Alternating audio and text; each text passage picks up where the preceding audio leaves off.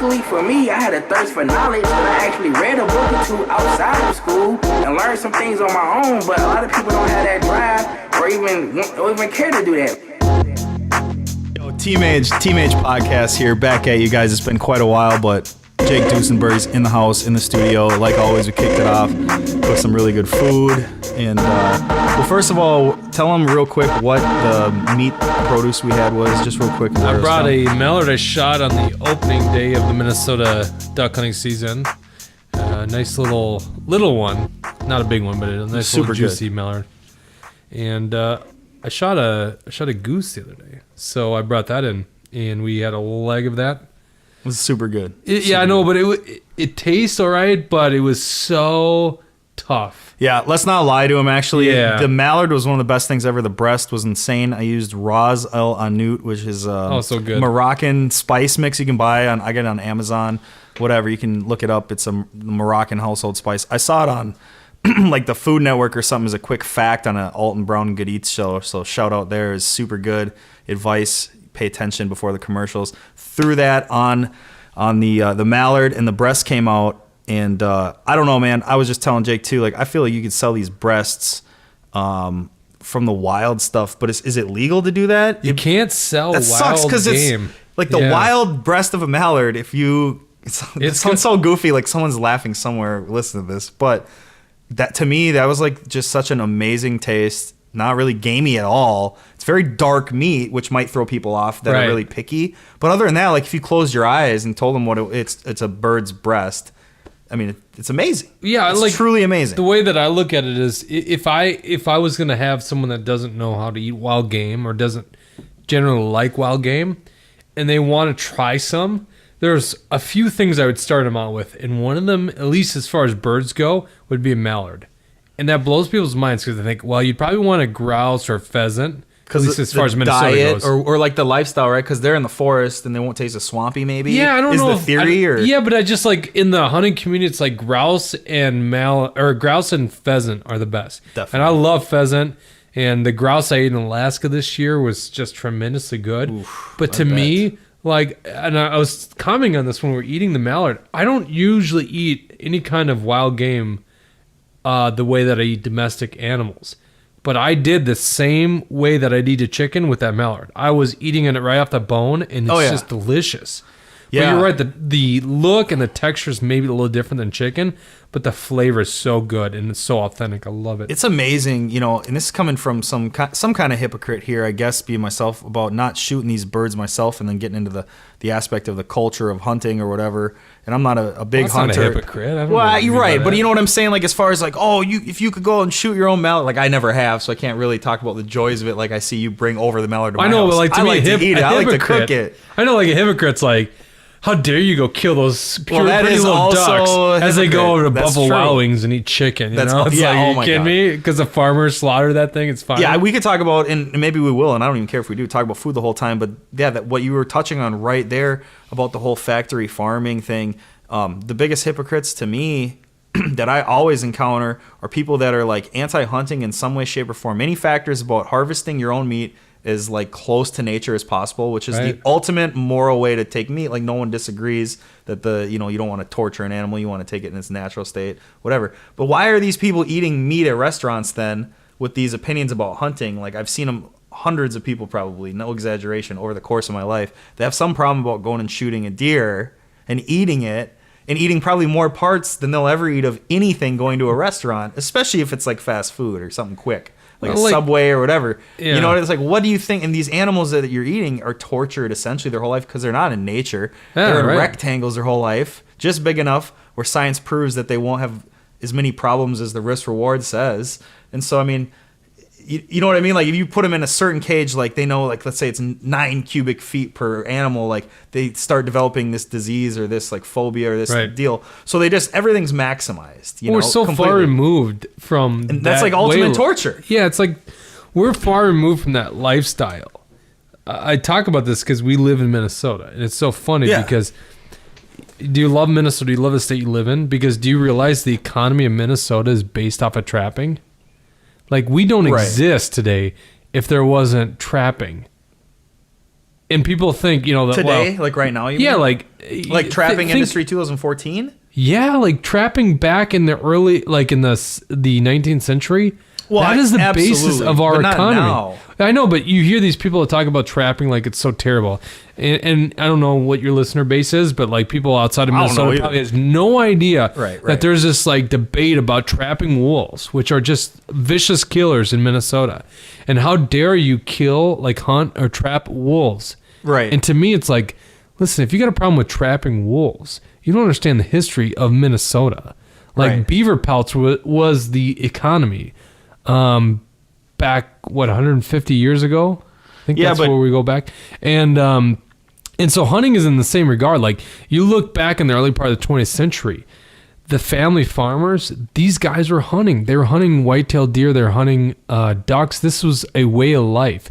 And so we're so far removed from that kind of period in our history that we can stand back and say, well, how dare you hunt, you know, to acquire the fur, to acquire the meat. I think I agree with everything you said there, except the last sentence. Just the direct comparison with hunting for me is different because in 2014, they represent two completely different things to the person that lives in Minnesota in 2014, where maybe back in the late early 1800s or something like that, the people back then would be able to, the people today in comparison to back then would be able to say, like, hunting, you may be eating meat, so you want to harvest it naturally or whatever. Yep. But there are a lot of people that are probably pro-hunting. Maybe I'm one of them that are anti-trapping just for furs and stuff like that, because that's like a needless industry to a lot of people. You don't need a fur coat or you don't need a fur hat or you whatever. don't need to eat venison. You could eat beef. Great point. Yeah. But one is sustenance and one is luxury.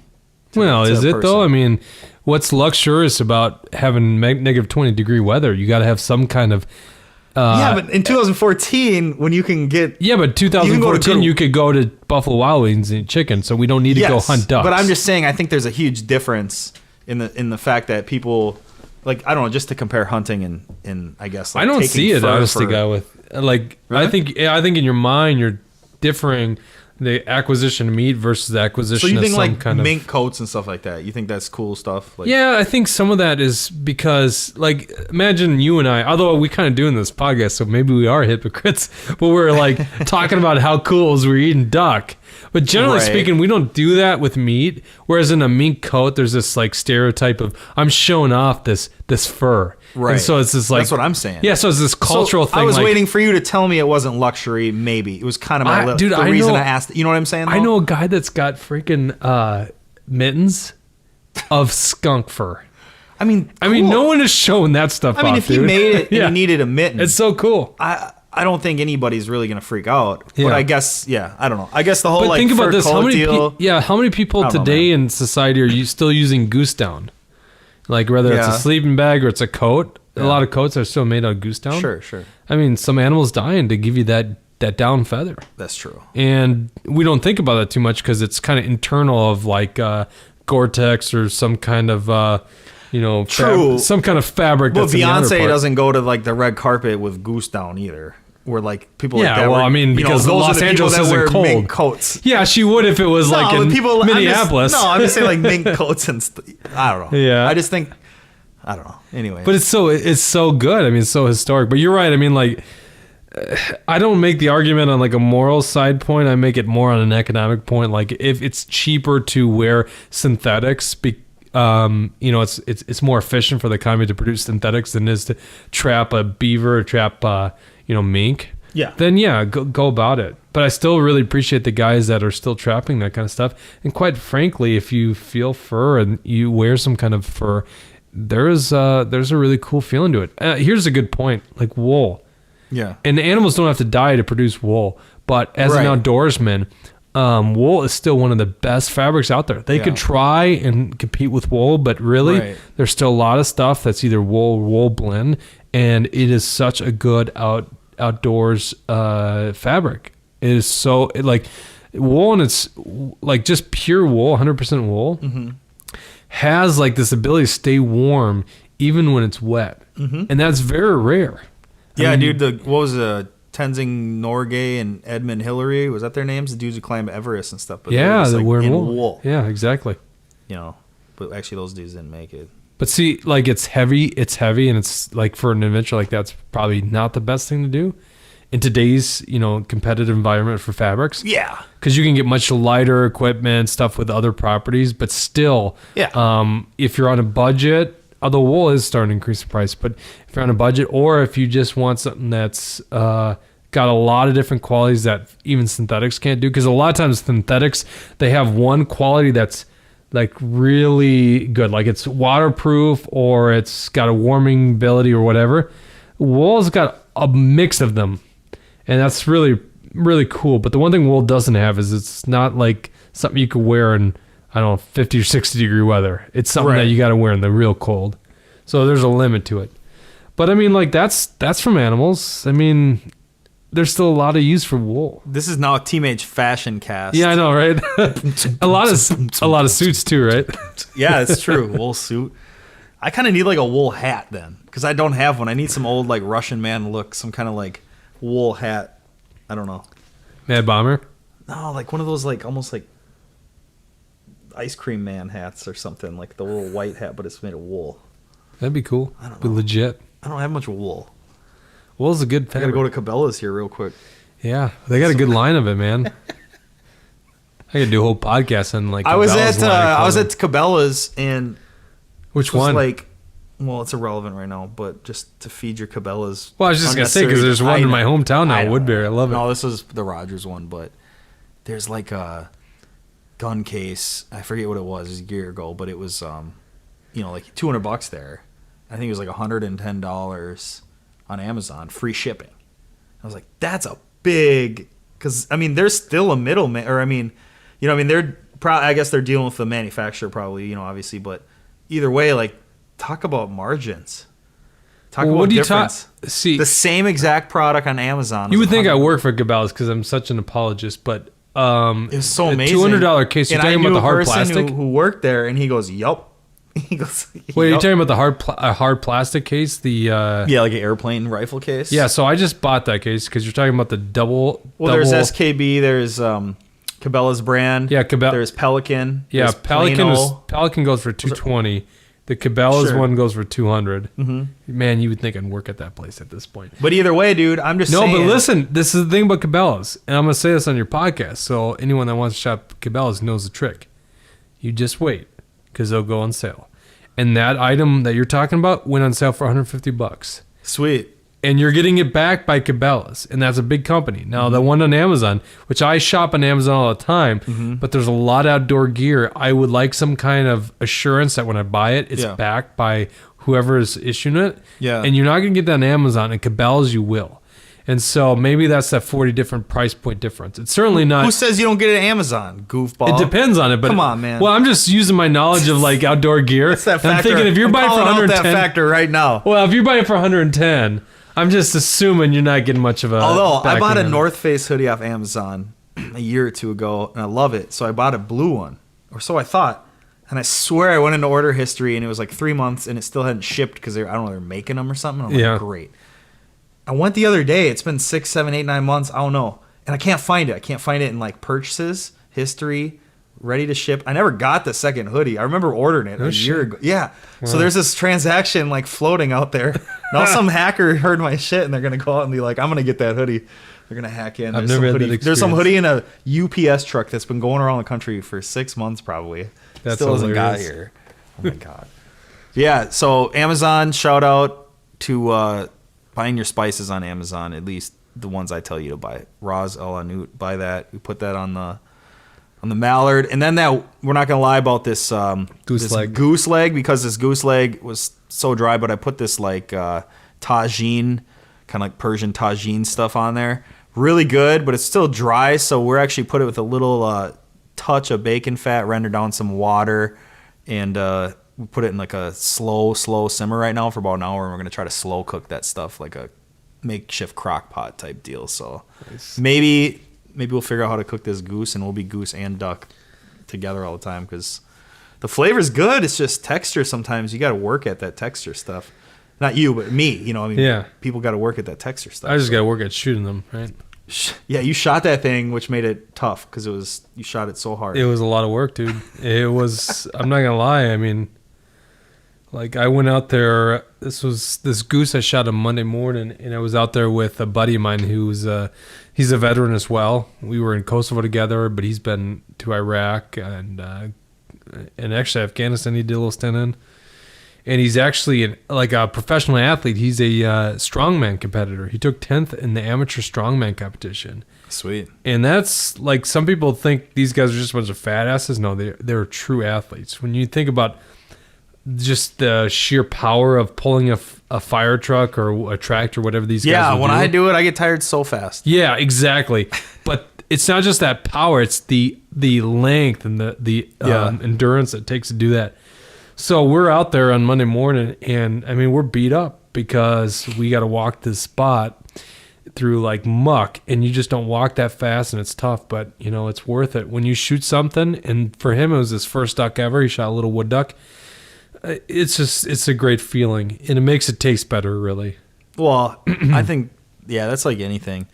It's like fishing. Same thing about fishing. Oh, yeah. If you fish and catch fish that you really enjoy eating, I mean, it's such a fulfilling activity. Right. And I don't know. I feel like I would understand that even if I didn't eat fish, Right. even if I didn't do that. Like I feel like it's that transparent of an activity. Like it's pretty freaking basic, you know? Yeah, I kind of think of the same thing when it comes to fur. 10,000 years ago, the people probably thought the same thing about fishing. I think the same thing kind of when it comes to fur. It's like, Yeah.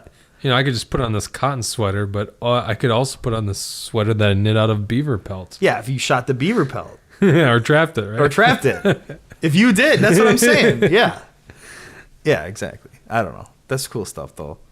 Yeah, so you've been hunting a lot, or you've been too busy with all your... Not enough, You got man. all kinds of stuff going on in your life, and then you're worried about Minnesota politics, and, you know, I don't know. I'm not poking at bees nests here or anything, but... The bee's nest that's called Minnesota politics. Yeah, I don't know much about Minnesota politics, so I just started don't pay getting too into much it attention. last week, so I don't know anything about it. You know, I've gone out quite a bit, but you know, it's mostly because I know next week, as my wife is ready to deliver, because our due date's a week from the Saturday, it's like my hunting's done, you know. And I tell it to my buddies. They're like, Right. well, let's go out on the 20th. And it's like, yeah, I'll probably not be able to join you. Right. So I actually took a trip up to Alaska, and it was a week-long trip. I took out a guy that's never been out in the outdoors, in the bush. Right. And I took him out into the bush, the premier bush, you know. I don't know if you can get more out there. Did you drive or fly to get there? We actually drove. So it can't be that bush. So you're right. It couldn't be that bush because You're on a hovercraft or Yeah, something. like Mage make a good point. Like if you understand Alaskan bush, if you really want to be out there, you gotta fly in. You got to fly into You gotta fly Alaskan in. bush. Yeah, the Alaskan bush. but still, I mean, it's like My parents used to live above the Arctic.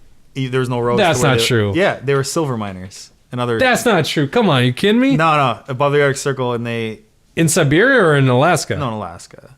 No But they- kidding. Yeah, isn't that crazy? They mined in college, maybe even high school, but they both were silver miners, dude. Crazy. That's awesome. I didn't know Yep. that. But it's super dangerous up there, and some piece of machinery, supposedly, if my memory serves me correct, almost like pulled my mom in or something and killed her. Or, you know, it's Wow. like smeltering, you know. And this is burned it up. before you came? Yeah, this is before I came. So along. Mage So- almost was just a thought. Yeah, so they were like, "This is not worth it." Because I don't know, I'm gonna make this up, but back then it was like you could work for $4 or $5 an hour at a grocery store or something, Yep. or whatever, or you could work for like $48 an hour mining Right. in like the same town.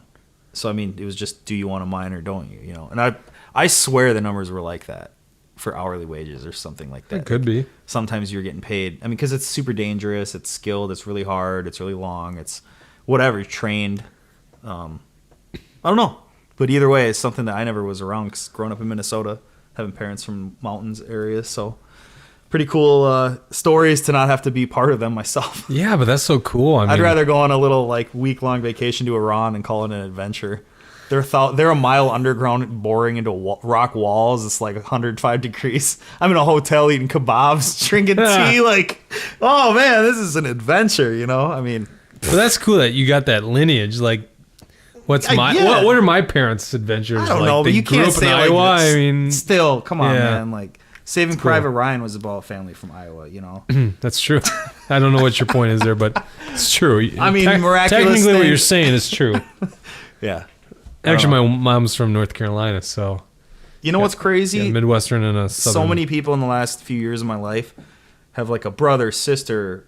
They like going down there for vacation. I'm talking about North Carolina. And Yeah. I've never been there. I don't know anything about it. It seems to me like, I don't know, pretty cool spot, I guess. I don't know anything about North Carolina. Every time I look at maps of it, it looks cool. The only thing I know about like their towns is college basketball. I mean, I really know nothing about it. And I think I have a friend or two that go down there to like do kiteboarding and like the windsurfing type stuff, you know. Oh, yeah. Kiteboarding, like wakeboarding with the kites. So I don't know. Now all of a sudden I'm like, shoot, I should go to North Carolina sometime. Never thought about it until recently, but it seems like a cool place. You know what you got to do is if you go to North Carolina, go to Eustace Conway's like preserve. I think it's called the Turtle Island Preserve. It's featured on the Mountain Man series on History Channel. Dude right here. Dude, this guy's straight up libertarian anarchist. You love this guy. I think I really would like this. You know what? You can follow him on Facebook. I'm friends with him. Just We're add going him to on tag, remember, we'll send this down. I'll name one of the highlights or not highlight, whatever the keywords are in the name of this podcast. That guy's going to be Eustace Conway. Good. Good. We'll remember to put that in there. So tell me one more thing. Tell me a couple more things about this dude, just so we make it a point. Well, I here. mean, like, so I know that I don't watch TV, so I'm like all of a sudden trying to visualize a character. So by the way, that's what you're telling me. I'm like visualizing this dude now. Like, I think he's pretty close to Boone, North Carolina, which is in the Appalachian Mountains. Okay. And so I got like some family history there. Oh. My mom, her family used to have a cabin up in the mountains by Boone. Okay. In fact, there's a ridiculously good restaurant there called the Daniel Boone Inn, which is obviously where Boone comes from, the name. Okay. Oh, I love that place. And it's a pretty area, but the Appalachians are so different. So you're used to the Rockies. Yeah. I mean, it's like a completely different mountain range. It's a much older mountain range. Yeah. The Rockies are much newer and they're more rocky. Yeah. John Denver's not full of shit, turns out. Yeah. Well, the Appalachians, I mean, they're less smaller. Right, they're smaller. But it's a really cool I've area. been to like Chattanooga, Yeah. Tennessee. That's you go through mountains there, but I guess I don't know. Well, that's like the start of it. And then you... Is it? Okay. Yep, and then you come over and then you're in North Carolina and you're... Okay. Yeah.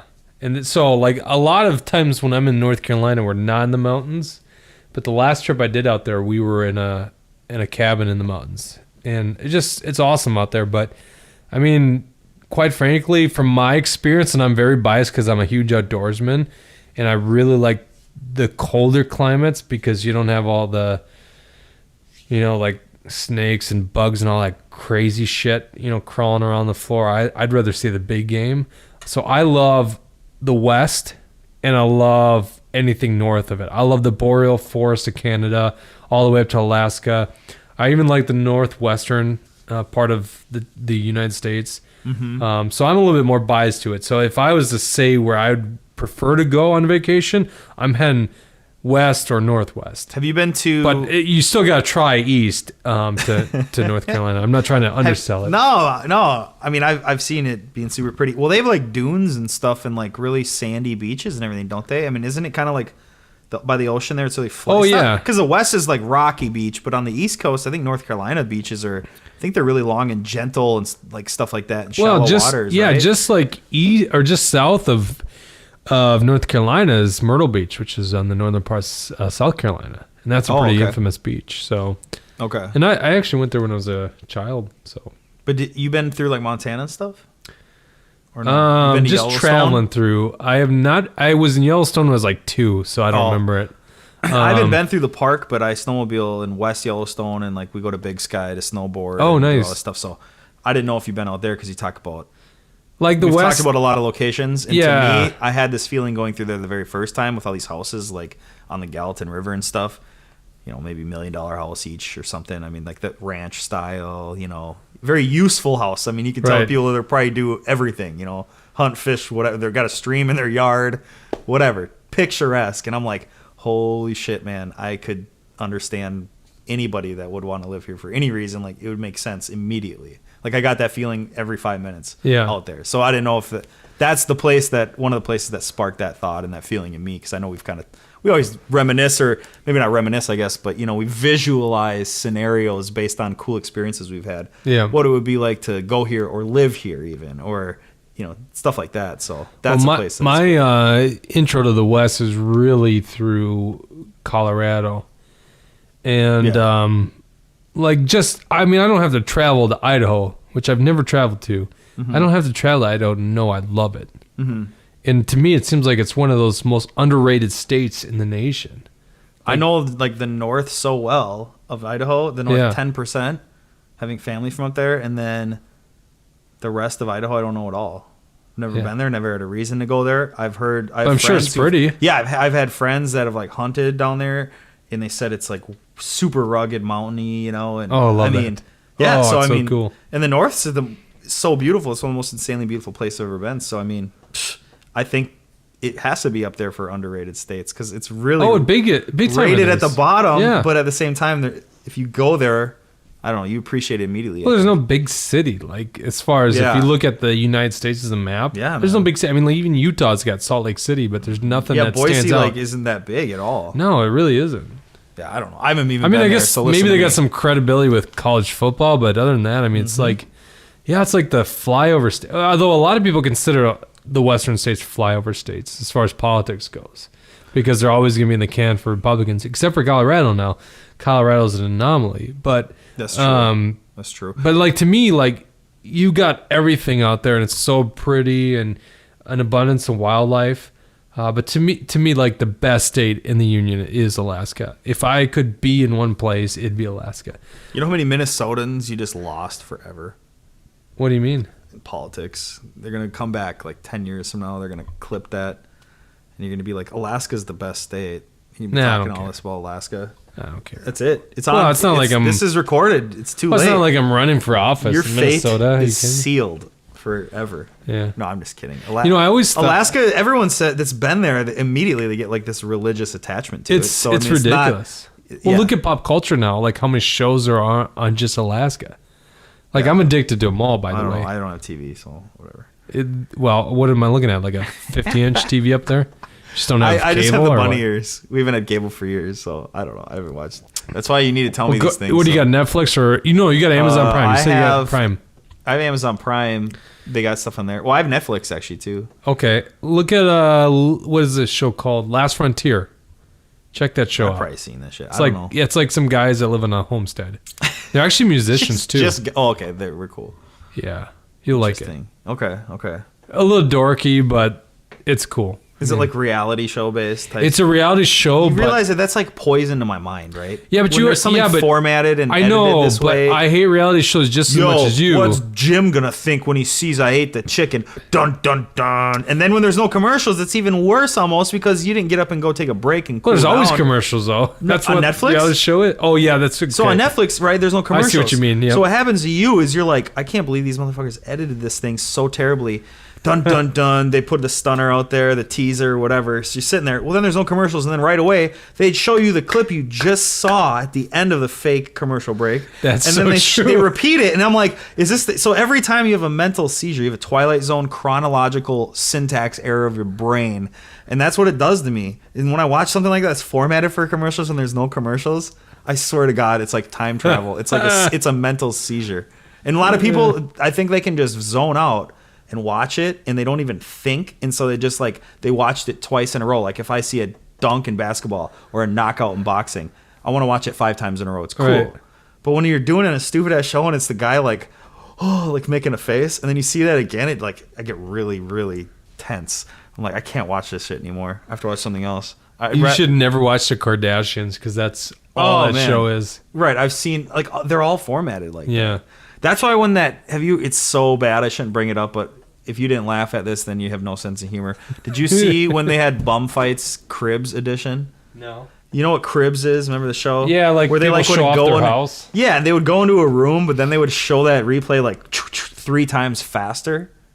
The whole show was edited like that to make the room seem bigger and whatever. Huh. But they did a Bum Fight Cribs, and they were going to homeless people in L.A. who had elaborate homeless people under the bridge, suspended beds and like dressers and like, dude, it was crazy. And one guy had a gold shopping cart. I'm sure they spray painted gold, like for the camera or something.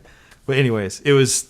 People can look it up. I'm guarantee it's on the internet. I should ask my uncle. I'm not proud about that. to like promote it, but at the same time, you know what? I thought of it, and when I think of it right now, I want to bust out laughing because I just remember laughing at one of these dudes like showing his crib, and he was all happy to do it. There's a place like 40 yards where he pops a squat. It's like 40 yards from where he sleeps. Just walks over and he's just like, "Yeah, that's where I go." Sounds like my time in the outdoors. I should ask my uncle like- about that. My uncle has a like little homeless shelter rescue or whatever off of Skid Row. Oh, in LA? Yeah, in LA. Dude, that's really cool. Because out there, I think, like, I mean, I don't know what you're, I guess, quote unquote, supposed to do, but I mean, they just come in and cut your shit up with box cutters if you have tents and stuff. I mean, maybe not all the time. Maybe I'm not, I mean, I don't live there. Maybe I'm not aware. And 99% of the time, these people can do whatever they want. And 1% of the time, they cut them up or something. But I've seen all the YouTube videos where it happens, you know, like where they, I mean, in Orlando or whatever that area, it's illegal to feed homeless people. And they do stings where, like, they catch you giving homeless people food or panhandlers money, then you get a ticket. You kidding me? I've No, never heard this of is, that. dude, this is like dozens of cities around the country. But I think the only one that comes to mind that I can cite is Orlando. And someone call me out if I'm wrong. I think, like, I just pulled this one out, and I think I'm right. I think it's Orlando where you can't do that. You gotta love freedom, right? I don't know, man. I don't like pot, but I just want to go to New York City and just sell big gulps, like, illegally on the street, like 64 I love ounce it, of man. pot. Like, wouldn't that be hilarious? And you could only I carry thought that was so much. overturned, though. Wasn't that I overturned? think so. Yeah. I don't know. That, you know what? Bloomberg. Now What a I'm like joke. the political hack, because anytime you use one of those stories, it's like the woman who burned her crotch from the coffee, the 80-year-old woman or whatever, and then she sued him. And did you ever see the thing on that? Well, People like she won millions of dollars Yeah. or something or whatever. Dude, she won, like, it was something she couldn't even cover the medical costs, and it like burned her so bad. Yeah. And there was other things involved, but what we say all the time, we cite that, and we cite it pretty much wrong. And we're like, oh, someone's gonna go, you know, fall and sue you. Someone's gonna, you have to say the coffee's hot, type of thing. You know what I mean? Yeah, it's a bad example. I've heard that, and I haven't watched. I don't know if there's a documentary on it, but There like, is. it was a legitimate case. Yeah. So I tend to believe it from the sources I've heard, but there's no doubt we're a litigious society that, like, you can't do shit anymore. We could It's probably so talk about stupid. this forever. Yeah. This part, because I agree. Well, it's Oh, boring. dude. It's boring. It's as shit. and it's in the problem. What do with your talking listeners to- want to hear us talk about? By the way, Who knows, man? you don't even know. You haven't tested your market. No, you can't. No, Like on I my don't want to pod- know who listens. Do you know? It's so I funny. don't even want to know. So I do People who listen to rap music and people who like local politics and people who like food. Well, you need like some feedback so we can like No. direct it to.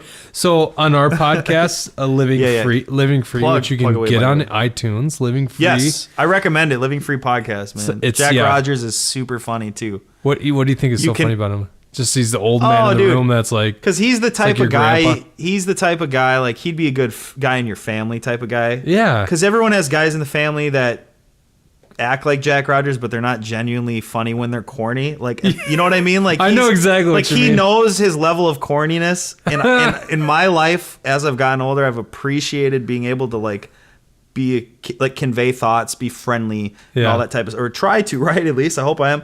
But then when you bust out corny shit, if you do it, it's timing's everything, and it's really appropriate, and you can make people laugh by being like just a genuinely jolly, corny person. Yeah. Sometimes, you know, and I don't know, like my dad's like that too. I think like as you get older, it's like a perfect mix, you know. And when you guys talk and you make fun of shit with dry humor, I'm never confused. You know what I'm Yeah. saying? Like so I guess Monty Python is the ultimate dry humor, but sometimes they like almost tricky because you don't pick it up. Right. Yeah, that's a good Whereas point. you guys, and maybe it's because I know you, but no, I think in general, like your listening audience would probably agree with me.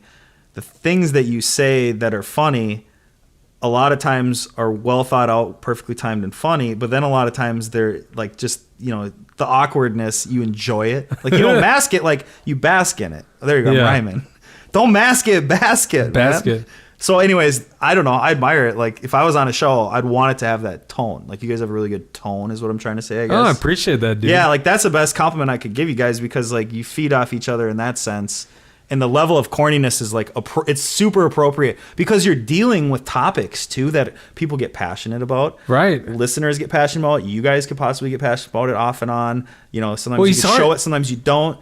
He's hard to work with And I try to tell people this because it's like dealing with your grandpa. Like, your grandpa. That's probably exactly what I was trying to say. Yeah. Yep. But you're like, I realize that there is a relationship there that's desirable. People like it. In fact, I see this in our movement, in the Tea Party movement. Like, people look to Jack if they come from a broken household or something like that, and look up to him like a father figure. And it's really good, and he plays a good role in that. Sure. And then, in fact, we joke about it, between us, like at the sign off on their show. We've probably been doing this now for about 15 episodes, and I'll say, I just did this podcast with this old stubborn conservative, and he'll come back at me and be like, but it's fun, and I don't know how I managed to do it with this young punk libertarian, and we play those roles, and it's kind of fun. But what's so unique about that show is we're a different demographic. There is the age, and there's the maybe philosophical thing that's evident. For sure, yeah. But yet we come together on these issues, and for those of you that never heard the Living Free podcast, you can get it on iTunes. We actually are featured on Podbean. That's our hosting site.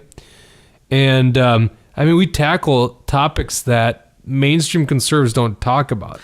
That's like the best. Arming I think Syrian that's rebels. the best point about your stuff is just that right there. I mean, I like to highlight because I know you guys. I appreciate the way you format your show and your tone, like I was saying. But I think the key point is just that, and that's why I want to jump in and emphasize that to anyone listening, is like you guys discuss things that are thoughts that maybe 50% of them I would come up with naturally, but then you wouldn't really have an outlet, or you wouldn't know where like that information or that perspective is coming from. And you guys tackle a lot of stuff in like a really cool way. And I don't want to use any cliche like with common sense or anything like that. Yeah. But it is from an angle that's not like the mainstream media talking points, maybe I appreciate that. That's like exactly something what we're like going that. for. Yeah, you know what I mean? Like it's hard to not exactly sound what you like mean. it's so hard. Like, everything's dichotomized. So it's hard to say what I want to say too, because you can say, you know what?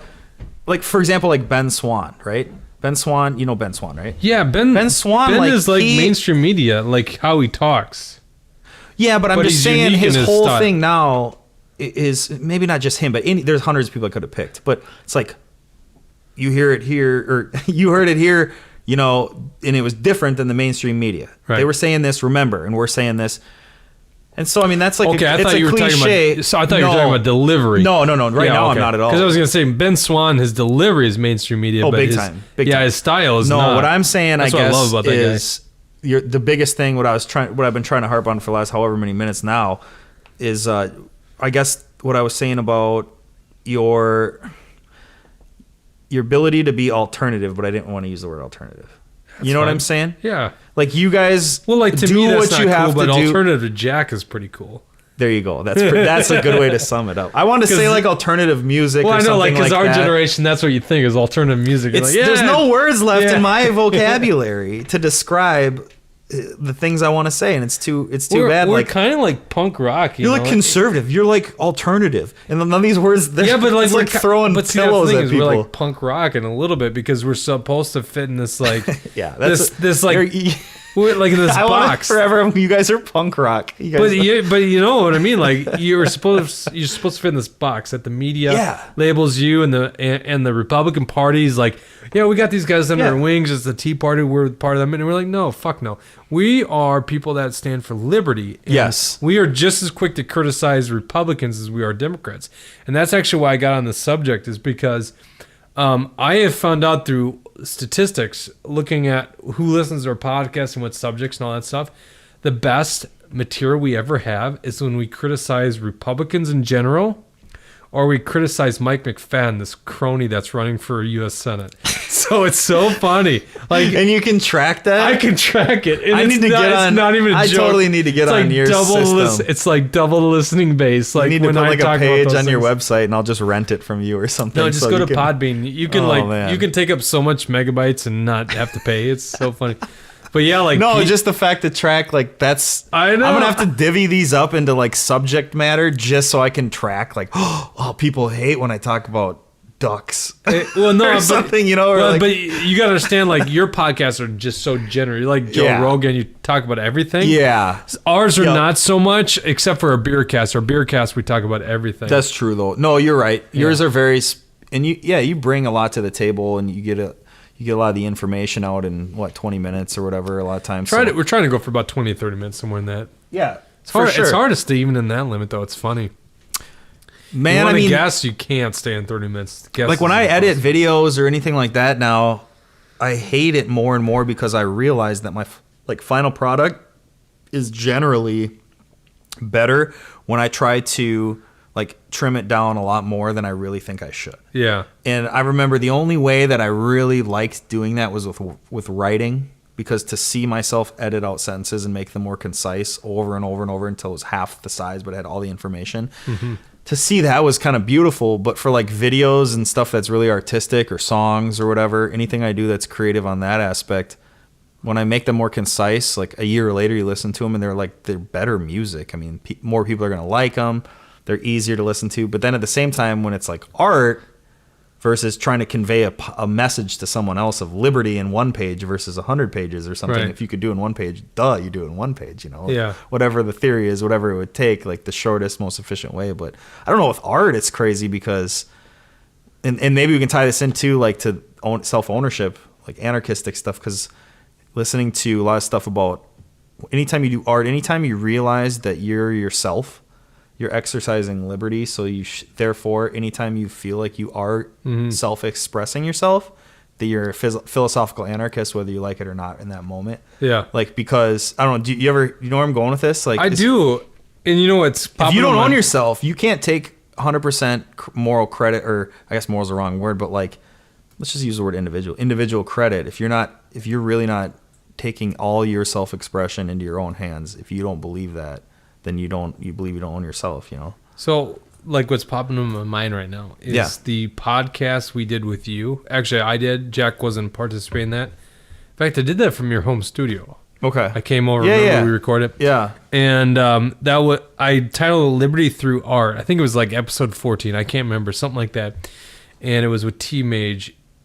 Yeah, I need better. It was not listened to much. Yeah, of course. No one wants to listen to me talk about art. That's the thing. Is everything you just said, I understand. And it makes sense to me. Yeah, it's... And I think so. But I kind of chalk that up to our demographic, which is probably 40 to 60-year-olds. I hate to say it. Yeah, isn't that funny? Yeah. No, that's perfect. Well, I know, but to some point, that's actually what's really good about what we're doing. So our demographic, our main demographic, is probably 40, 60-year-olds who have probably voted Republican since they were really young, and probably are very quick to either be involved in the Republican Party or donate to it. Yeah. So your segment was probably one of our worst listened to, and it sucked because I really enjoyed it, and I hope people that listen to this podcast go back and listen to it. But here's funny. I know, but here's the bright side of that. I love this.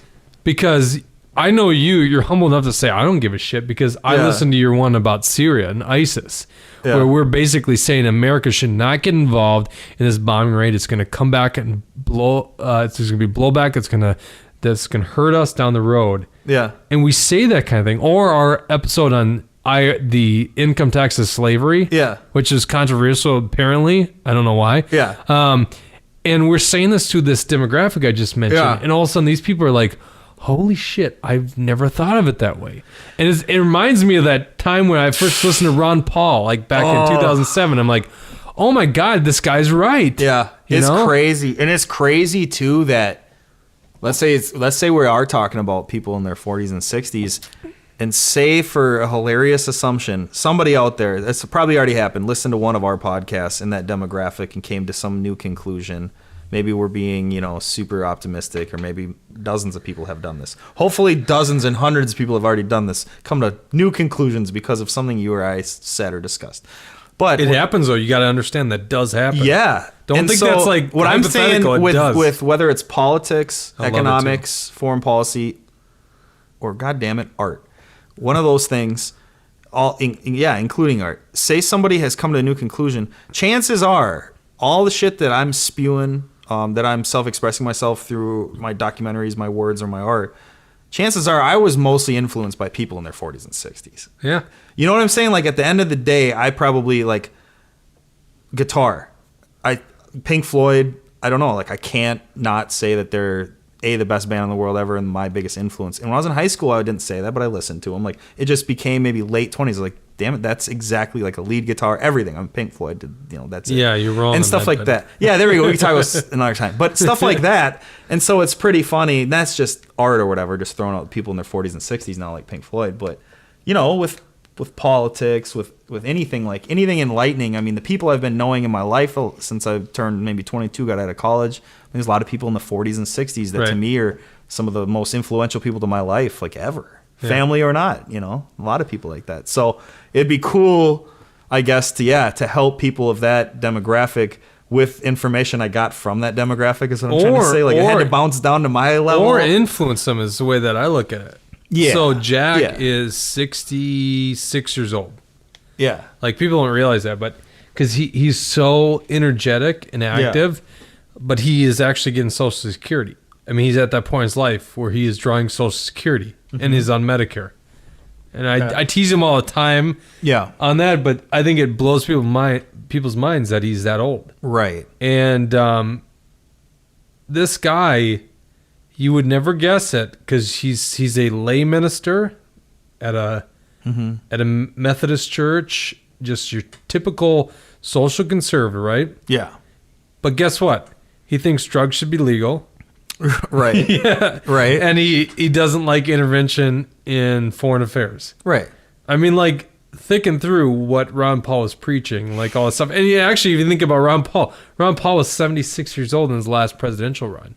And he's saying these ideas that are kind of like punk rock, right? They're like they're liberal in the sense that they're for liberty. They're very unique and very youthful. Yes. And Ron Paul used to say this, like liberty is a real fresh, refreshing, youthful thing. And that's why he did so well on college campuses. And boom, back to the whole self-expression through liberty, because when you talk about reinventing, whether it's like a revolution of the mind or anything like that, or when you talk about, I guess, what's the term I'm looking? Oh, pursuit of excellence, like the cliche. Where does that come from? Right. It comes from the same thing that they talked about in the late 1700s and the same thing that Ron Paul talks about. He probably uses the term. I've read almost all his books, like the pursuit of excellence. I mean, my buddy actually, right when we were getting out of college and stuff, we used to talk about politics and all this type of stuff. And he would say all the time, like, well, that's not the way that people pursue excellence, or he would use that terminology. Back then it was so foreign to me, and it's like embedded in my mind, and now I think like I've just embraced that term, because to me that's the ultimate form of liberty. What do you do when you have pure liberty? Well, everything that's left, it comes from you owning yourself. Oh my God, I can't blame anyone else. I can form alliances, partnerships, family, friends, enemies, but it's me, and that's the ultimate form of self-expression. Therefore, self-expression and liberty are they have to be 100% to have either one of them at 100%. So do you know what we say now? Like when we stand up in front of a crowd of a couple hundred people at a Tea Party event, what? We say the Tea Party stands for one very basic thing. You live better when you live free. Yeah. And every time we say that, we get this resounding applause. Yeah. Well, it's one of those truths you don't need you don't need to be convinced that I believe. Right. But I believe, and maybe this is where I'll get all like cultish or something for a second, but this is just for my own brain, so I'll take 100% of the fault. But I guess like you're a cult inside your own brain. Is that what you're saying? Yeah, exactly. And for this, I guess I am too. If you're not, if you are one of those people, when there's probably half the world maybe or something, but so I'll alienate myself for a second. That's okay. But I guess people that don't automatically associate being free as something as like the utmost, the highest regard to their life. Yeah. Like just naturally. Like think of an animal. Think of a wolf in the snow in the forest. I mean, like anything has this natural right or whatever, that it's natural path, this natural desire to be free. Right. And the most, probably we'll call them liberal or, tyrannical type mindsets. I mean, these are the same people that will watch a movie about freedom and cry at the end. Right.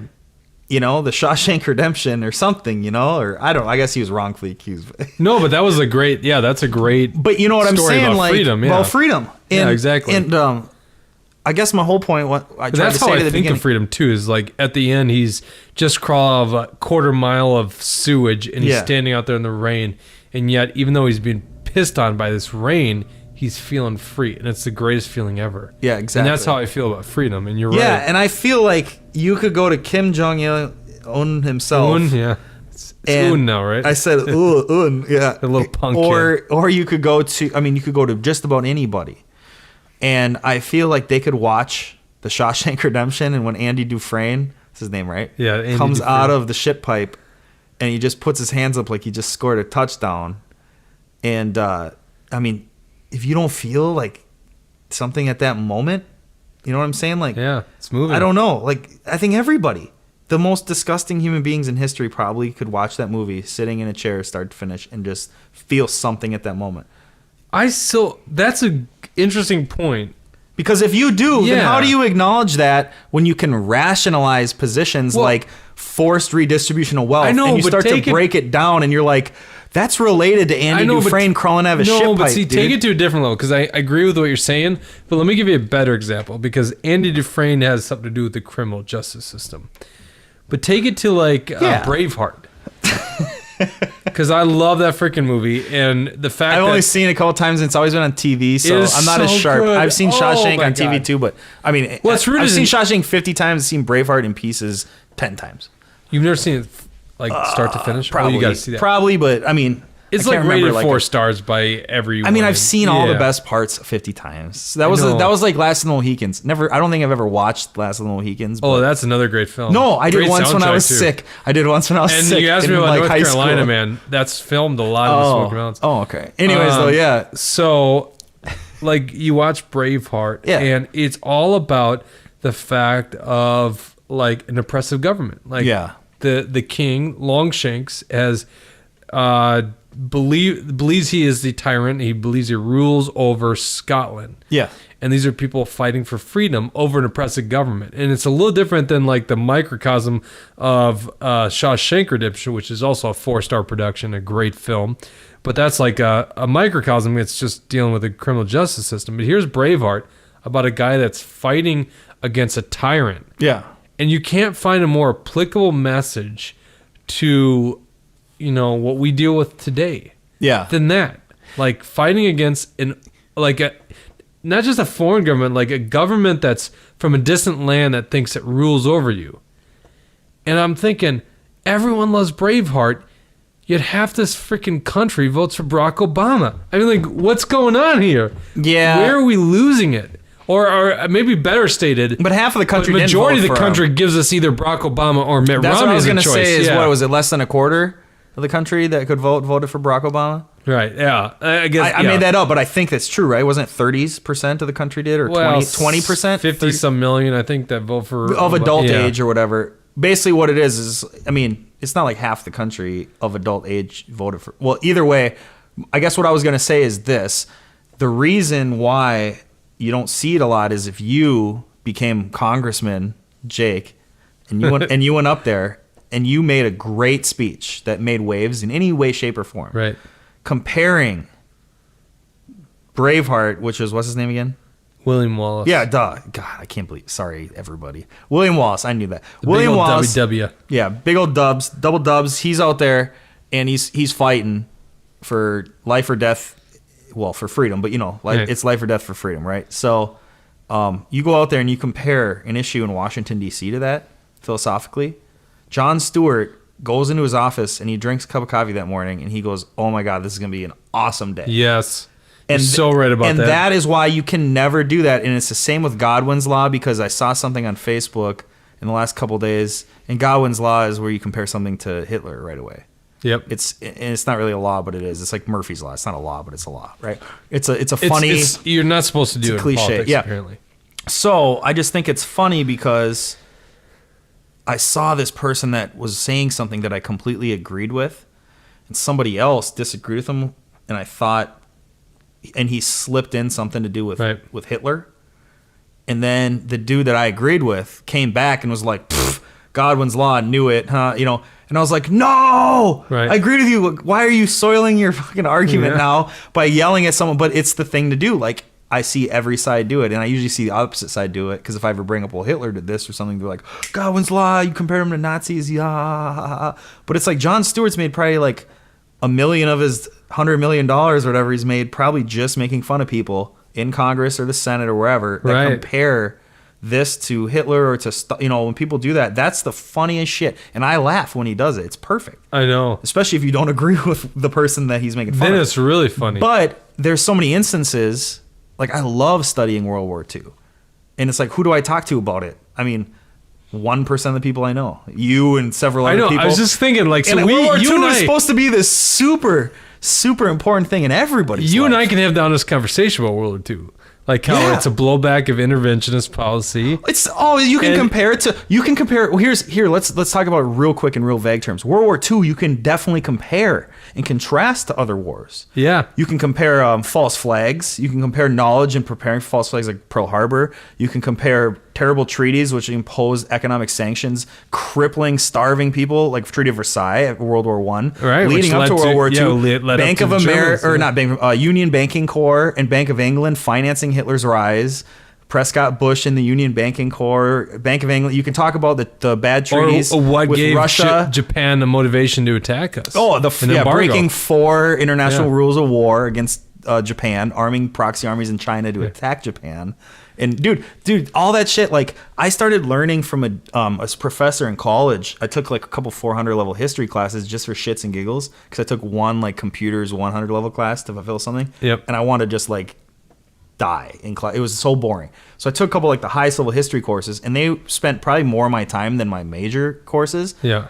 But they were the most rewarding courses I ever took in my whole life. And this guy was just nuts. But he was always interested in like economic measurements of actions that led up to that caused a response, or the economic stimuli that caused a response, right? Yep. And so he didn't talk about some of the things we just mentioned about some of these backdoor deals or some of the more political things, because to him maybe he was smarter than us and you couldn't measure that as much.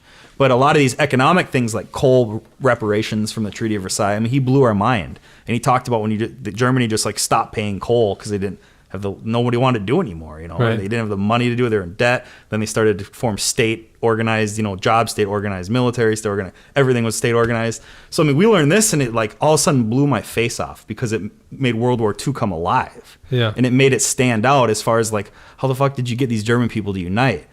But then you look at Well, like they the last didn't, though. 20 years of their life. Yeah.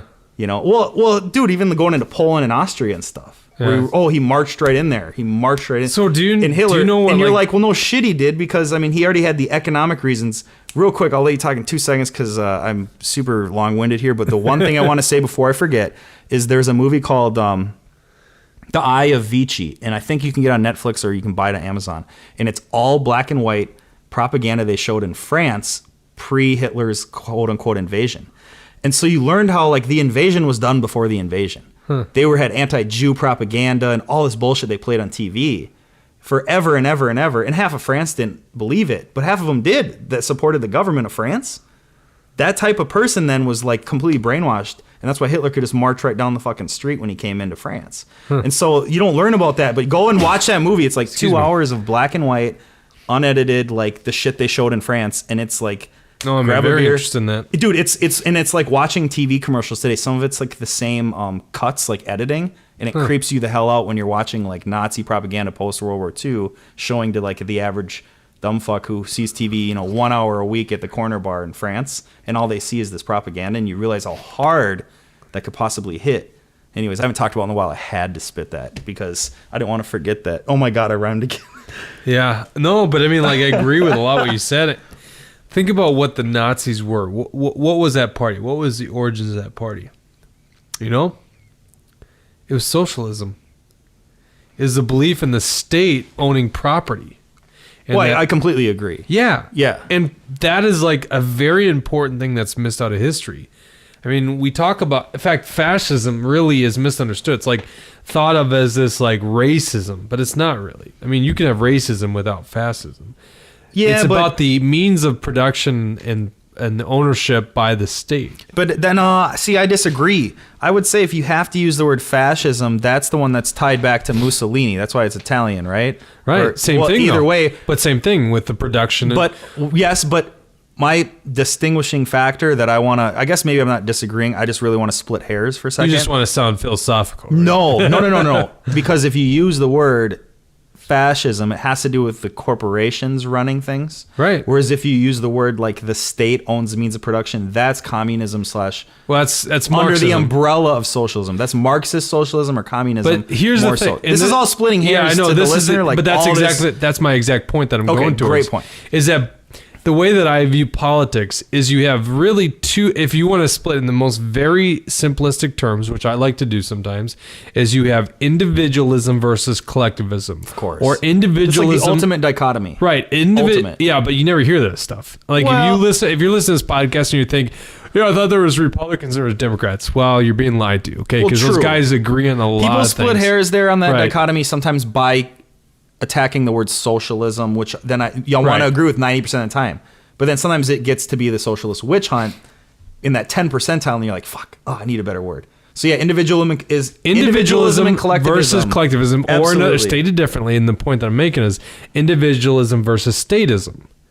And I believe in individualism. That's a classical liberal or a libertarian mind. A libertarian is probably the most acceptable term in today's political discourse.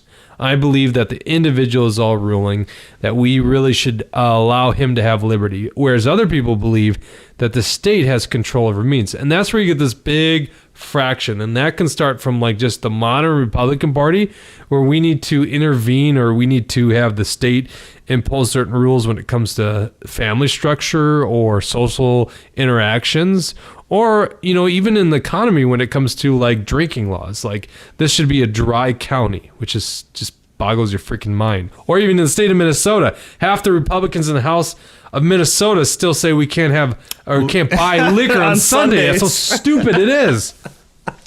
I got a buddy or two. I have 2 or 3 probably even I could think of that have or have worked or do work at a liquor store, and they have told me several times like, damn it, I've been looking at all these, things that you and I talk about or things you share on the internet or whatever about these things, or that was a terrible sentence, about the whether it's Republicans or Democrats, but just about the idea, like when the Star Tribune comes out or something and promotes this, like, wow, let's open the box again on should we have alcohol sales permitted on Sundays.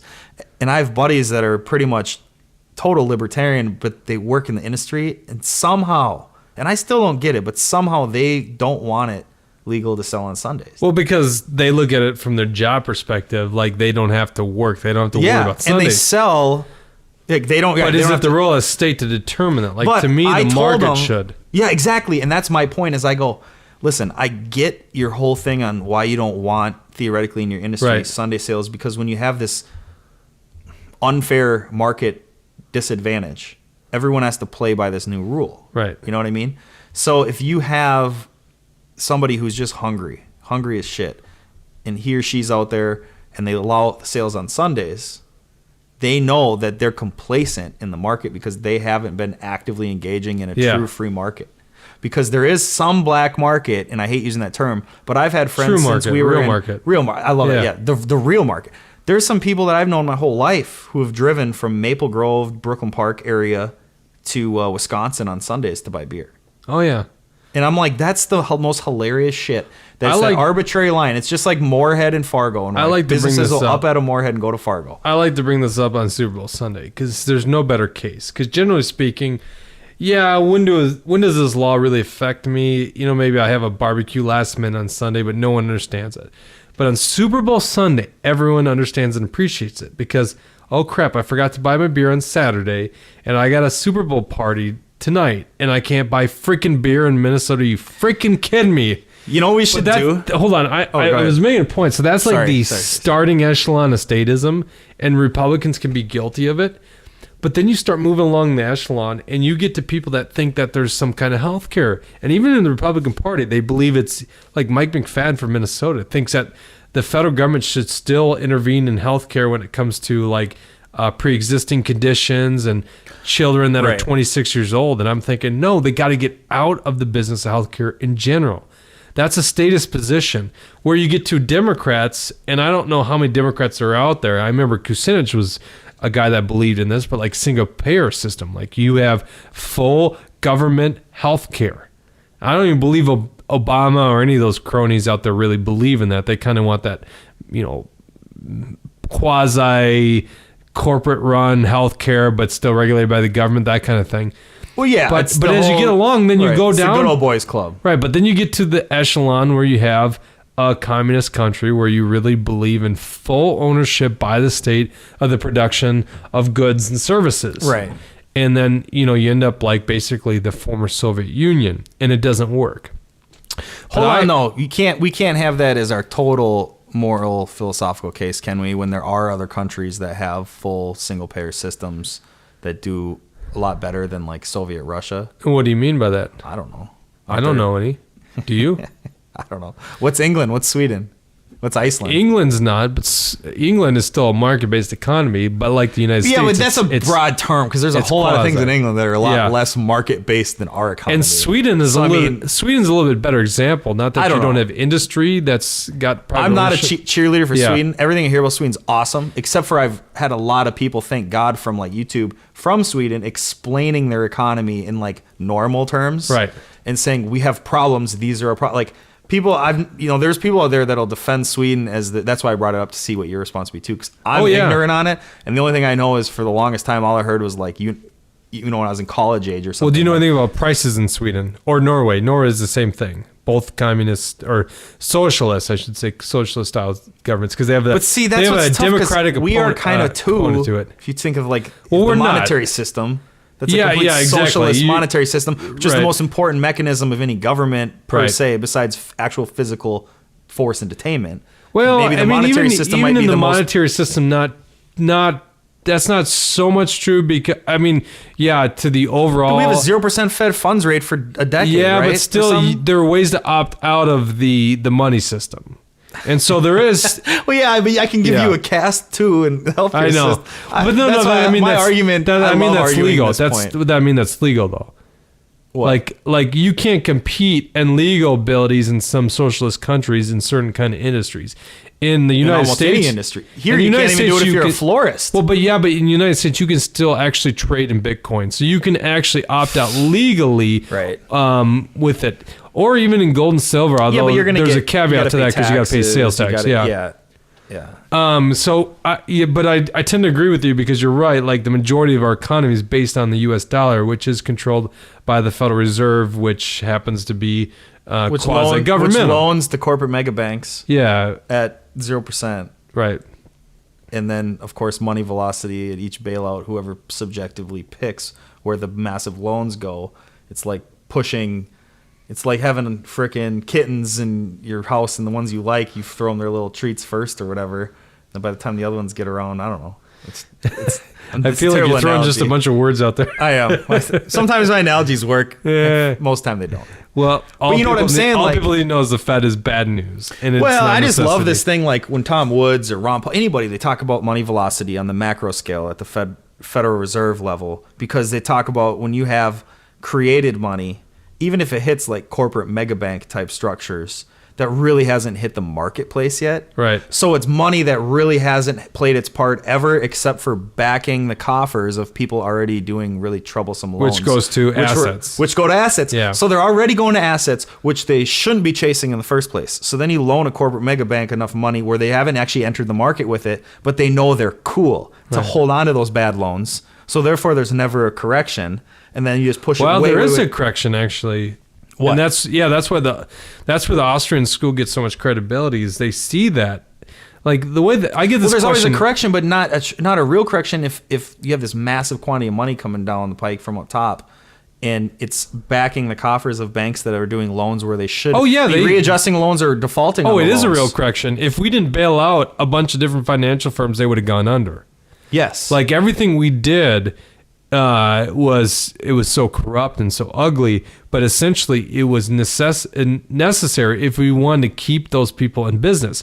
I would argue that we shouldn't have kept those people in business. They should have gone under, and we should have had a real, true free market system. I thought that was what I was, but that's my whole point. Is what you just said. So I mean, I have nothing to disagree with. That's exactly what I was trying to say. What I'm just saying is that's an example of how it's not a real market.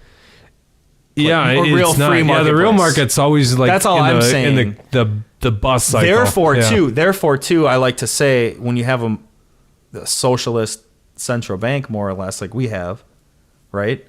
I mean, that's a troublesome word, I guess, but I don't think you have that's a monopoly the right term. on. It's like you have a it's got monopoly on flavors of currency. socialism. Yeah, you have a monopoly on currency. right. Is that okay? I mean, isn't that the most correct way of saying it? Yeah, not just currency, just like the better way to state it is interest rates, because interest rates are the price of money, but- the price of currency. But it's the interest rate on the currency, therefore it falls Exactly. under the fact that you have a monopoly on the I know what currency. you're saying, but you're so forcing people to have this currency is the first terrible, terrible, terrible wrong that you're forcing the currency upon a population. So this is why I'm trying to. I know I'm picking things out of what you're saying. And No, please do, because Okay. I think you can't disagree with the fact Okay, so- that the FRN, the Federal Reserve Note, the U.S. dollar is forced upon us by force. It's not. please tell me the reasons it's not. Here's where they are very good. They're called legal tender laws, and they allow everything like a U.S. dollar to be used by law in all debts, public and private. And I'm going to explain in like a minute how I use that against them. But anyhow, so if you have a debt that's settled with, like you and I, if you were a business and I had a debt to you, Yeah. I can't go to you and say, well, I'm going to pay you in silver coins instead of the Federal Reserve notes. Right. And you say, well, I don't take silver coins. By law, you have to take my Federal Reserve notes. So in that sense, they do have a monopoly on money. But that doesn't forbid you and I from interacting in business and saying like, well, I only want to accept, I will accept your, silver. And I say, well, I'll pay in silver. I'd agree with you if there wasn't tax on that. Yeah, okay. Well, maybe a better case in point. Because there's Bitcoin. tax on it, they're already Okay, well, involved. Bitcoin. Let's use Bitcoin. Or like a barter system. That's why it's a window. Because I think Yeah, and Bitcoin it's is so the minute. perfect window, because if you said barter, I'd have to agree with you. But any other currency nowadays, including Bitcoin, I'd have to disagree, right? Because Bitcoin nowadays, they're trying to what? Get involved with it. Oh yeah, they're gonna. That's all trend I'm is- saying. But yeah, I like where you're going But with you're this. right. I mean, like, there's still some bit of freedom, though. I mean, I could still pay you in beaver pelts. How about as long Liberty as you Dollar accept trying it. to throw a dude in prison? Yeah, oh, exactly. And So because they there's- see there's competition with the currency that they want to be the monopoly, but they don't have it in all practicality. They do in like, I don't know what, 98% of exchanges. So what you're saying isn't wrong in practicality, but it is when it comes to technically looking at exchanges. There are ways to exchange things. Like I could actually buy those headphones from you for, I don't know, a 12-pack of this beer. Right. And we could still do that exchange. Although I probably bought that beer in. But legal tender laws is what makes that gray area try to be It black makes and that gray white. area. It Try to be says black and like if one Yeah. of us in this party says, yeah, but I'm only going to pay in Federal Reserve notes, you must, as a business, accept it. Now, here's how I use it against them. There are a lot of freaking laws that are ridiculous, like, city ordinances and shit like that, or even Yeah. paying property taxes. And anytime I'm pissed off at a city ordinance and I get fined, I pay in freaking pennies. You do it? I do it. And you know what's funny? Is as much as they hate that and they object to you coming and paying pennies, legal tender law says they have to accept it. It says this is good for all debts, public and private. So I'll pay in fucking pennies like there's no tomorrow because laws say they have to accept my pennies. I just lost half my listeners I love right there. Jake calls him. He actually does it. The I only do guy it. I ever respected doing that's Tom Green, and I laughed my ass off. So I think that you. Okay, I have to respect that. I have to, because Tom Green made me laugh my ass off. That's I so fun. I once actually mailed. This is not a joke. So I own this this property down in Hastings, and it was so ridiculous. Like anyone with common sense says I was in the right. I had this like period of a couple months where I wasn't renting it out. So my my rental property license, which I don't know why I have to have that in the first place because it's private property, but this license by the city Right. lapsed. And they said, I have to pay the late fee because I let it lapse. I said, but I wasn't renting it out. So how could you possibly have any bit of, influence over me? Like, this isn't under your purview. I'm not actually renting it out. You can't regulate me. I'm not renting it out. Yeah. But they said since it lapsed and then I tried to renew it like a couple months later, I had to pay the late fee of $5. And on just principle alone, I brought it all the way up to the mayor's level because I'm like, this is bullshit. I shouldn't do this. And this is all by email. I didn't waste my time going down to Hastings and arguing at City Hall. And the mayor is like some government bureaucrat at this House legislature. I'm like, as soon as I found that, I'm like, I'm done. There's no way this guy's going to see my side. So in a very political way, he's like, well, unfortunately, this fee, we can't do anything about it. You're going to have to pay the fee. So it's $5. So I go to the fucking bank and I order $6 worth of pennies. So 600 pennies, right? And I did that because I wanted them to have an accounting error where they actually had to pay me back 100 pennies or $1, right? Which they never did. And I put that in a package, and since I don't have any trips down to Hastings, and I know my trip to Hastings is going to cost me like this is funny on $5 or something like that. Level though. I actually pay $9 to mail the fucking 600 pennies to the city of Hastings, so that the city housing department has to count them. Did I tell you about my ticket? I wanted to take like 5 seconds, but I parked at the U for a game at TCF Bank Stadium a month ago. Yeah. And I went back, and literally it was like 5 hours, 6 hours, something. But it apparently was just a no parking sign. I didn't even see it. So while I walked around the corner, I see my car going around the other corner getting towed. I'm like, oh, great. that sucks. Yeah, like I saw it. The odds were slim to none. I mean, it was like 5 hours later. I see it getting towed. I'm like, shit. So I go to the impound lot. I pay like 150, whatever, I don't know what it was, and then another 50 or something, 40 or 50 for a ticket. A month later, I get this thing that I have like a warrant in a couple days or something if I don't deal with this ticket, and I'm like, this is bullshit. So I went back, I found the check copy in my check account, how they have the scan copy. So they already cashed the check. So I call in, and the guy's on the phone, he's like, oh, that was a different citation number.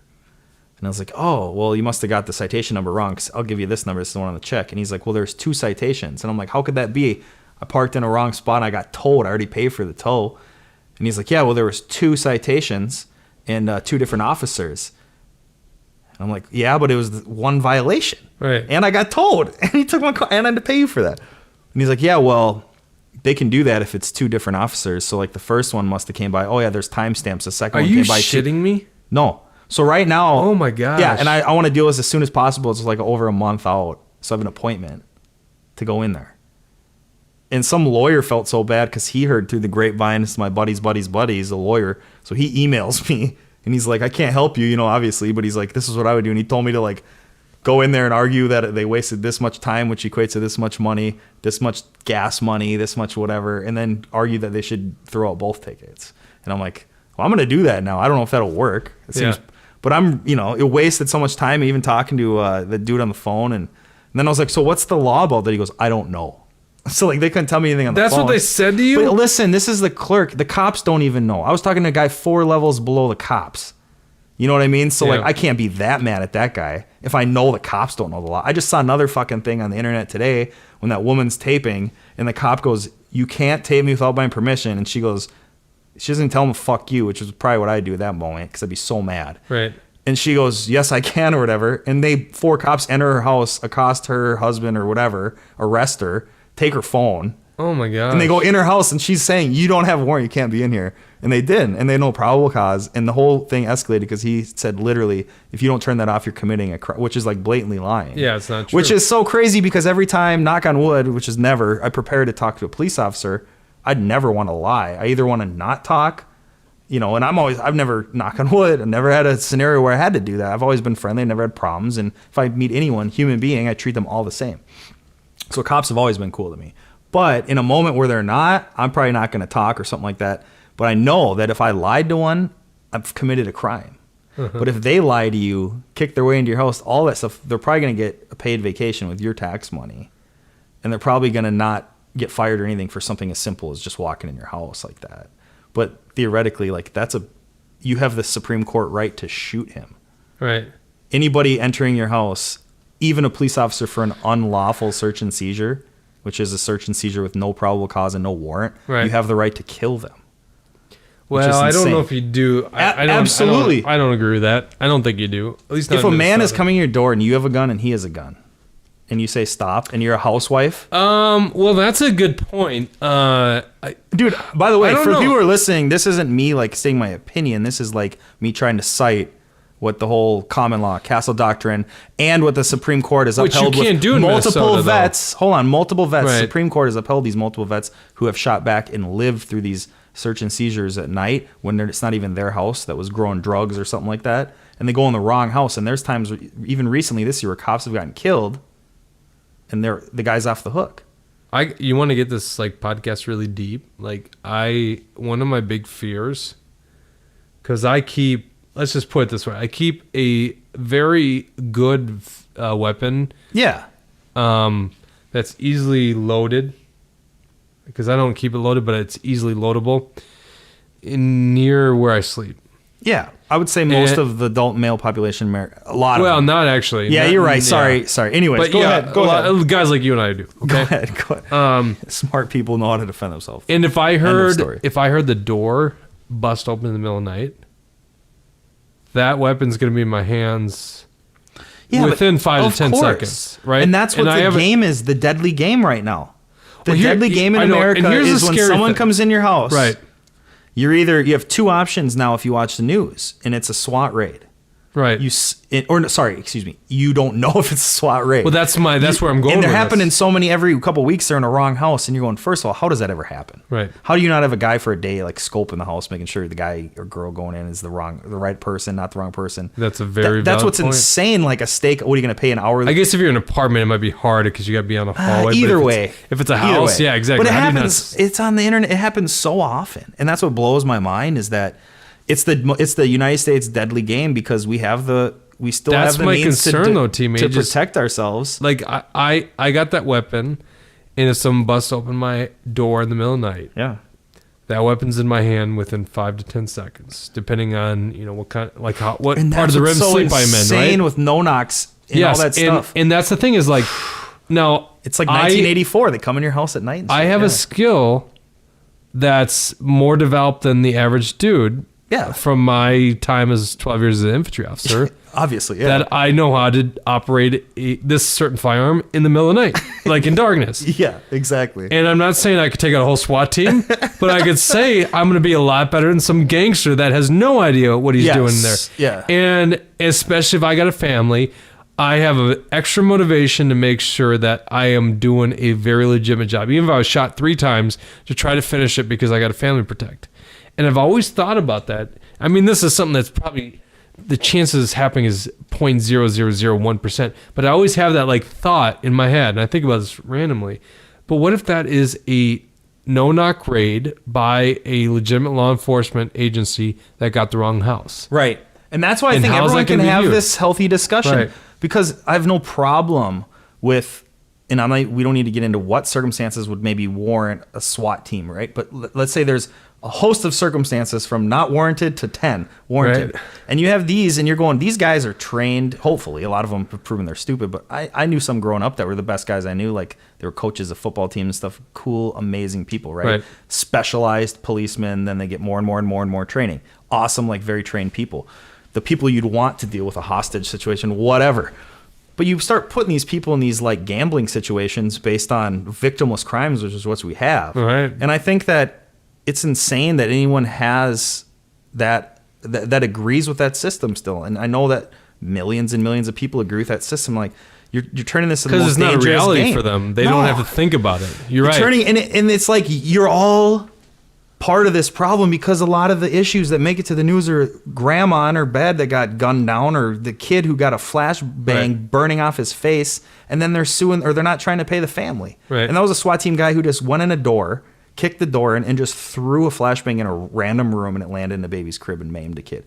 And they didn't even like do any PR. Do you know what I would do if someone did that to my That's kid? What I'm saying. And it's the turning into the most dangerous game. It's all based on a victimless crime. I just heard this point today, and I mean, it's not like this is the first time I've heard this point. Yeah. But he said it was this guy on the Joe Rogan podcast I was listening to, like Theodore. No, not Theodore. I don't know. Something Russell. Not Duncan Trussell. No, not Duncan Trussell. Hold on, I'm gonna look it up here. Yeah.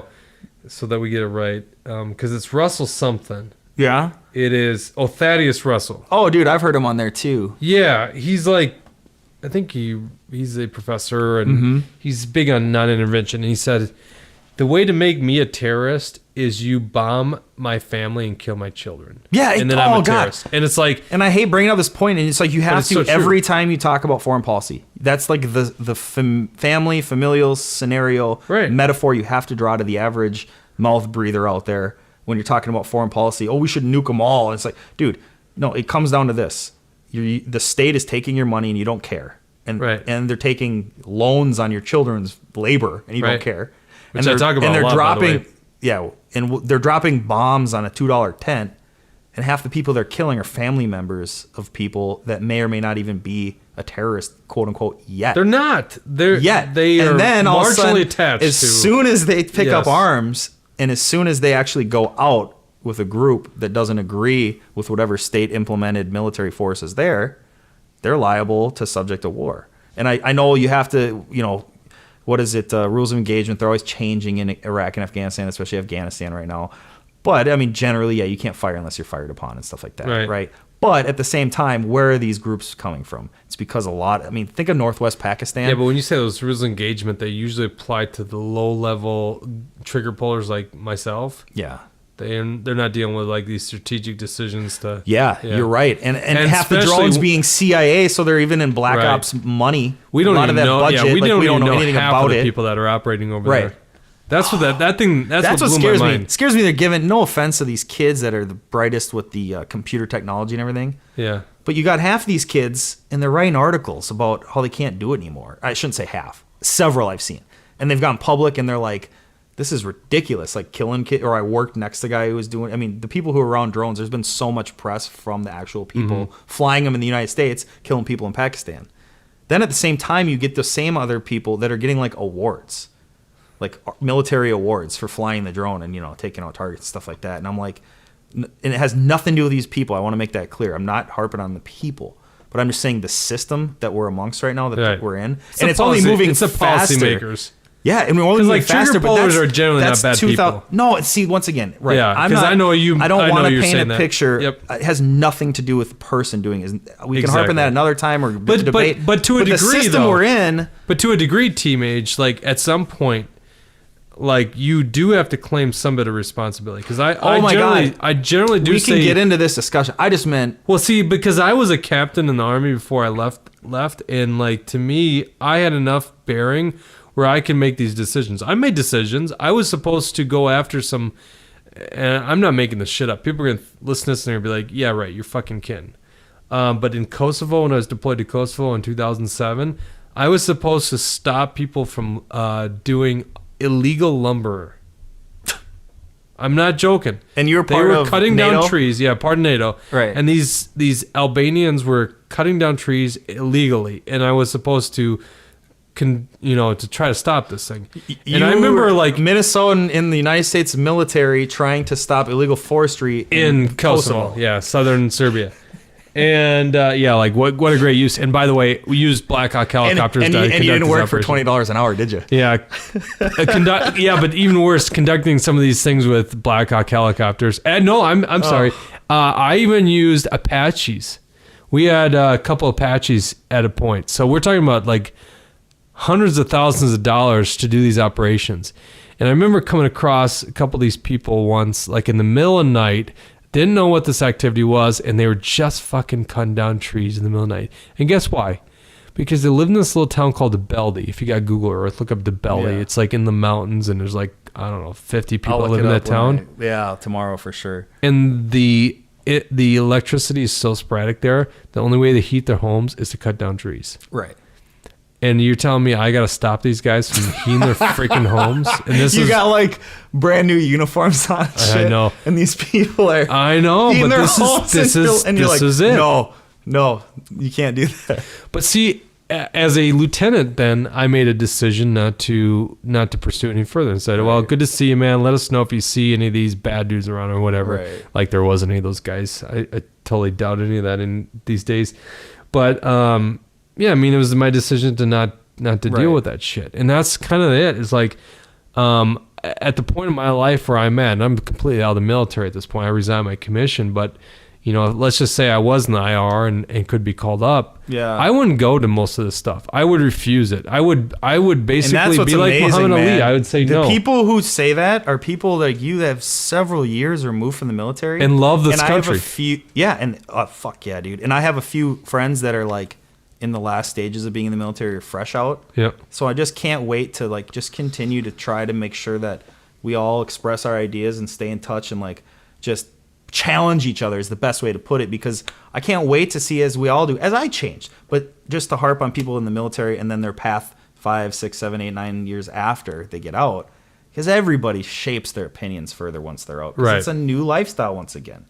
I mean, if you're, I don't know. I don't know. Like, everyone's different, so I'm definitely not trying to blanket statement anybody, and I don't think I have. The only blanket statement is that people change, and it's cool to see what lessons people have learned in the military. Someone not like me who hasn't, so that they can set me straight maybe once and then set me straight 5 years later, and with a lot of different Do you know, I used to actually hold up signs like bomb Iraq and stuff in college. Yeah, you told me some of this stuff. You're the best example, right? I know, I'm a great example. I was like good neocon. You know, Tom Woods talks about this. I used to be a neocon, but I had the bomb Iraq, bomb Saddam, you know, all that kind of stuff. And then I went over there. It feels great to crusade if you believe in it, doesn't it? You feel well, but I thought, I like George W. Bush. He's the conservative, and how could he steer us wrong? Right. Oh, by the way, now in hindsight, he lied his ass off. Right. And why would I believe a guy that would bail out Wall Street, you know, and abandon? Like, this is a quote from George W. Bush. I had to abandon free market principles to save the free market system. Dude, are you kidding me? It sounds like a fake. So why would I believe this guy in? Yeah, I know. So why would I believe this guy in foreign policy? Which was contrary to what he originally ran on, you know, a more humble foreign policy. So, like, you're lied to all the time on this stuff, but you don't realize it sometimes until you have some kind of experience. And mine, I think, was kind of what I shared with you in Kosovo, but it was really in a bunker in Iraq being bombed by some Shia. Well, we call them insurgents. Maybe they came from Iran, maybe they didn't. It doesn't matter. It's all one tribal region. It's the same thing to them. Mm-hmm. And they're bombing us, and I think, well, why the hell do they hate me? Why could I possibly die tonight?